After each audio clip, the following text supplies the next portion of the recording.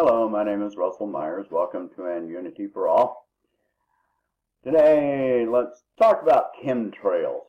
We've all seen and heard the claims that we're all being poisoned or mind controlled by, streams of chemicals being sprayed out of, jets, pictures of the contrails of commercial jets crisscrossing the skies.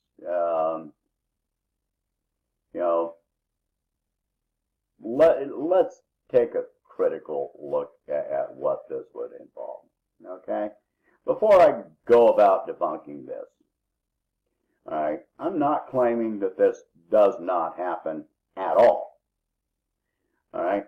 I'm well aware of the experiments that in the past that have come to light. MK Ultra, which was very real.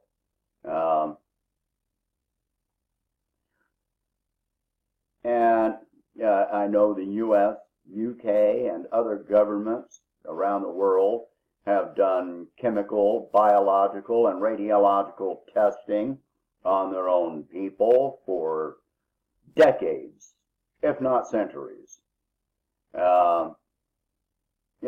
We know right now that we're being subjected to massive psychological warfare tactics, via the mainstream media and Facebook. They are trying to brainwash you.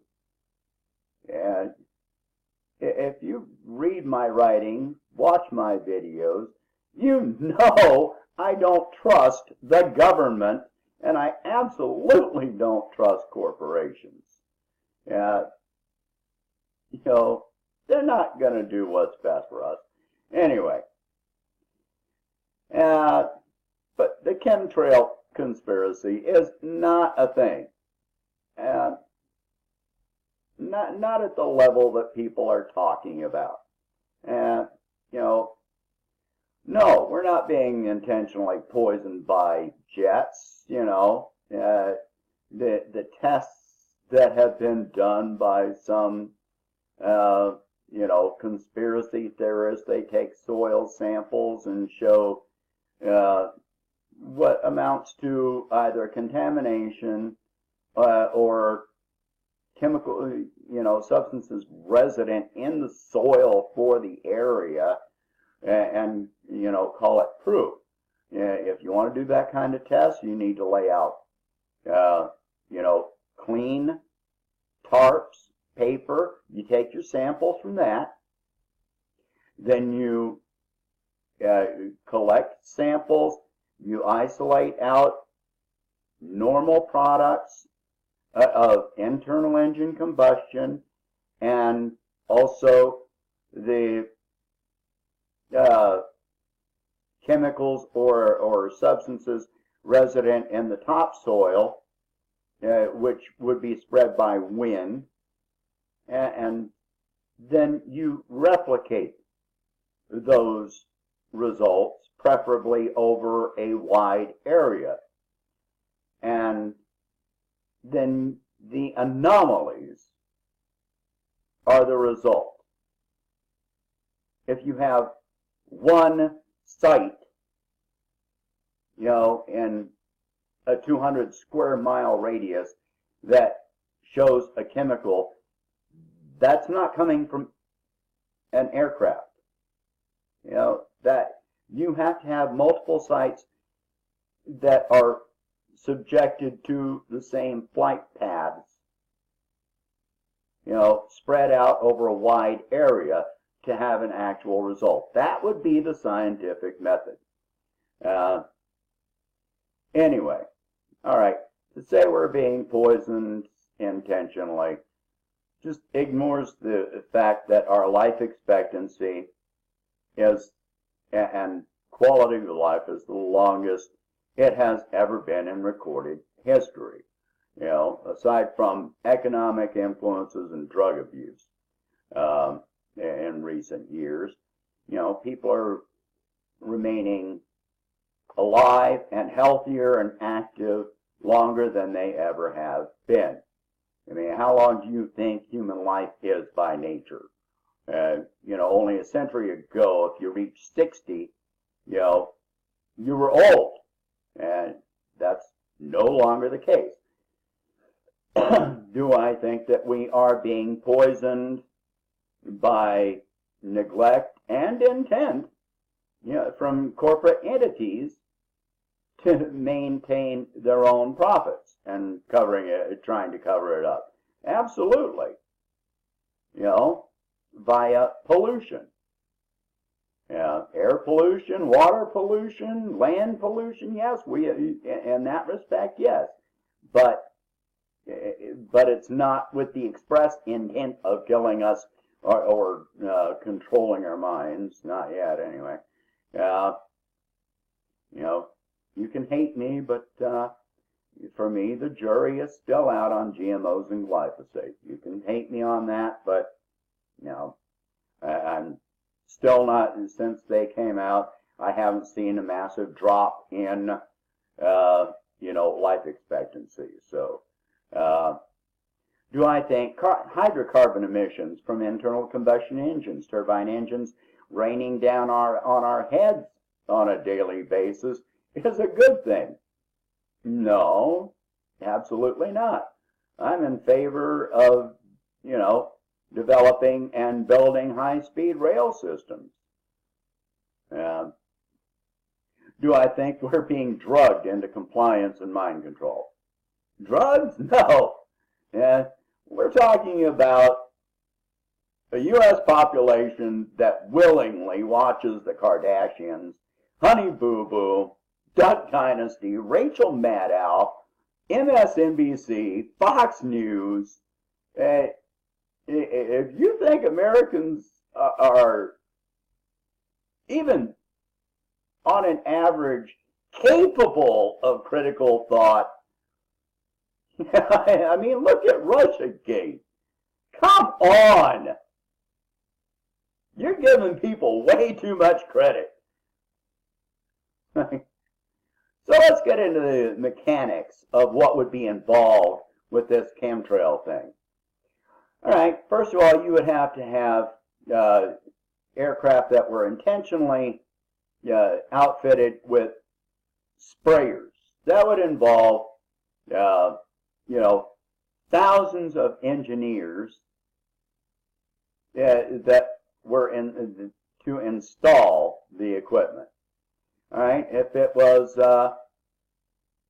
the chemicals were being delivered by the turbine engines, the turbine engines would incinerate most chemicals, and even if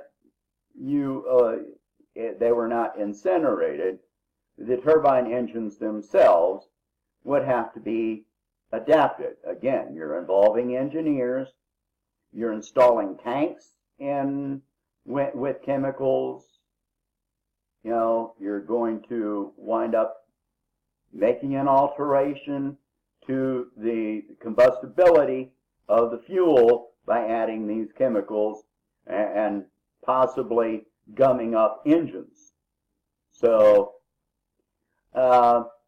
you would have to have thousands of chemical plant workers producing mind-altering or poisonous chemicals on a massive scale,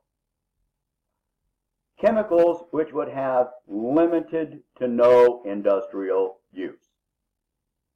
If the chemicals were mixed with the jet fuel, you would have trucks with drivers delivering inappropriate chemicals to the refineries or holding areas, and then you would have to have other chemical engineers that were mixing them in precise amounts. If the amount isn't precise, you've got problems. All right.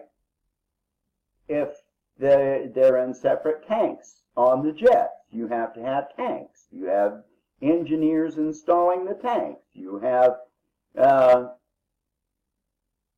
aircraft mechanics that are having to install equipment to mix it into the fuel lines. Then you've got trucks that are delivering, pump trucks hooked up to jets on the tarmac in full view of the public. Yeah, this just doesn't work out.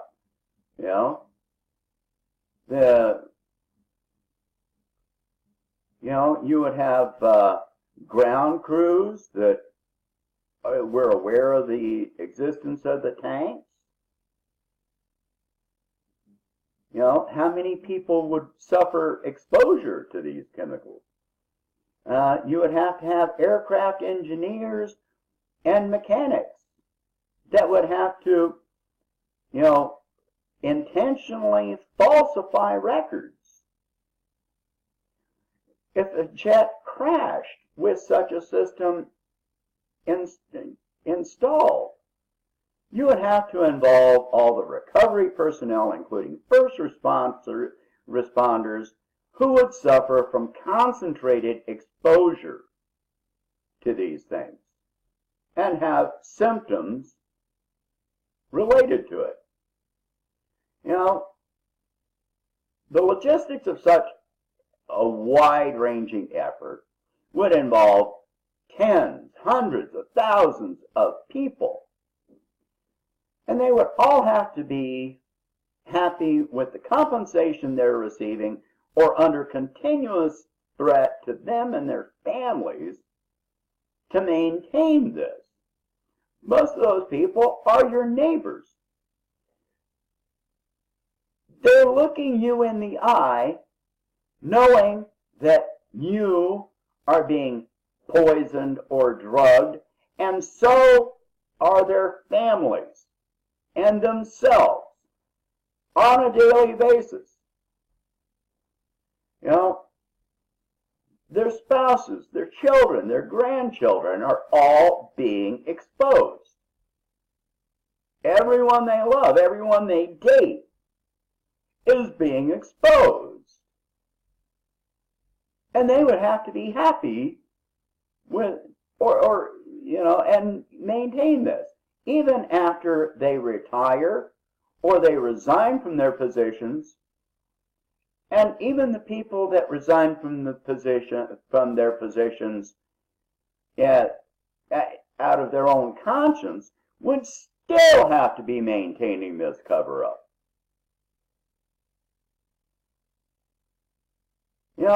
If someone were threatening me, my daughter, my girlfriend, everyone I love, or just you, there's no dang way that they could pay me enough or keep threatening me to keep it under wraps.